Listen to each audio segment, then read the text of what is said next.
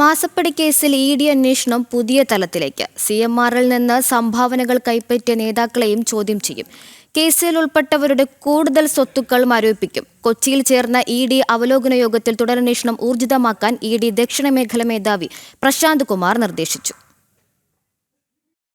മാസപ്പടിക്കേസിൽ CMR Exalogic പണമിടപാടുകൾക്കൊപ്പം CMRൽ നിന്ന് വൻതുകകൾ സംഭാവനകളായി കൈപ്പറ്റിയതായി ആദായനികുതി വകുപ്പ് അന്വേഷണത്തിൽ കണ്ടെത്തിയ നേതാക്കളിലേക്കാണ് അന്വേഷണം നീളുന്നത്. ചുരുക്കപ്പേരുകളിലുള്ള നേതാക്കളെ കണ്ടെത്തി ചോദ്യം ചെയ്യും. ആദായനികുതി കണക്കുകളിൽ കാണിക്കാതെയാണ് പണമിടപാടുകളെങ്കിൽ നടപടി കൂടുതൽ കടുപ്പിക്കും. ഇതിനൊപ്പം TVNയുടെ മൊഴി വീണ്ടും പരിശോധിച്ച് സമൻസ് നൽകും. കൂടുതൽ സ്വത്തുക്കൾ മരവിപ്പിക്കുന്നതിനുള്ള നടപടികളും തുടരും. അന്വേഷണം പുരോഗമിക്കുന്ന സുപ്രധാന കേസുകൾ അവലോകനം ചെയ്യാനും ലഭിച്ച തെളിവുകൾ പരിശോധിക്കാനും വിവിധ കേസുകളിലെ പ്രോസിക്യൂഷൻ നടപടികൾ ആലോചിക്കുന്നതിനുമായിരുന്നു യോഗം. ബിനാമി ഇടപാടുകളിലും ശക്തമായ അന്വേഷണം നടക്കും. മാസപ്പടി കേസിൽ കള്ളപ്പണ ഇടപാടുകൾ നടത്തിയവർ ബിനാമി പേരുകളിൽ സ്വത്തുക്കൾ വാങ്ങിക്കൂട്ടിയതായാണ് സൂചന.